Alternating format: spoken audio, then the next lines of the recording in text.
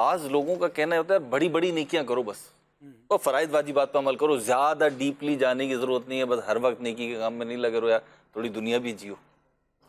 بسم اللہ الرحمن الرحیم۔ یہ معاملہ دنیا کے معاملات میں کیوں ذہن میں نہیں آتا کہ بھائی تھوڑے تھوڑے پیسے نہیں کمانے، ایک ساتھ کوئی بڑا ہی ہاتھ مارنا ہے، تو بڑا ہاتھ بھی نہ لگا تو بندہ بھوکا مر جائے گا۔ تو دنیا میں بھی یہ ہوتا ہے کہ نیچے سے ہی اوپر کی طرف ترقی ہوتی ہے، تو نیکیوں کا معاملہ تو اس سے بہت ہٹ کر ہے۔ اگر ہم قرآن مجید فرقان حمید کو پڑھیں تو کئی مقامات پر ہمیں یہ بتایا گیا کہ ایک ایک نیکی کی اہمیت کیا ہے۔ سورہ قاریہ میں ارشاد ہوتا ہے نا کہ فَأَمَّا مَنْ ثَقُلَتْ مَوَازِينُهُ فَهُوَ فِي عِيشَةٍ رَاضِيَةٍ وَأَمَّا مَنْ خَفَّتْ مَوَازِينُهُ فَأُمُّهُ هَاوِيَةٌ وَمَا أَدْرَاكَ مَا هِيَ نارٌ حامیہ۔ یعنی قرآن واضح بتا رہا ہے کہ قیامت کے دن ایک اسکیل لگایا جائے گا، میزان عمل ہوگا، جس کی نیکیوں کا پلڑا بھاری ہو گیا وہ تو چین میں ہوگا، وہ جنت میں ہوگا، اور جس کی نیکیوں کا پلڑا ہلکا پڑ گیا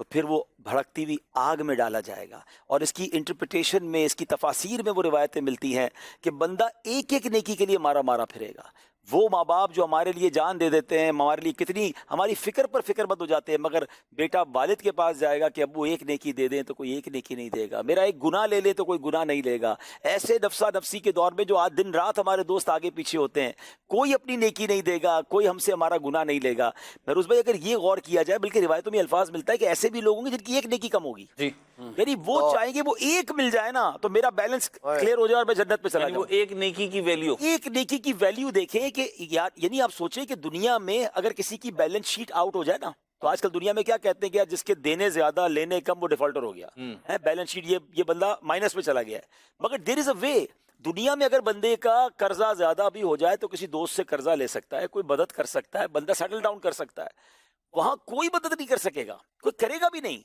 اب سوچے، میں آپ نے بات کی نا کہ جو لوگ کہتے ہیں چھوٹی نیکیوں کی کیا ضرورت ہے، سوچے ایک بندے کا ایسا حساب کتاب بنے کہ اس کو ایک نیکی مل جائے تو وہ جنت میں چلا جائے،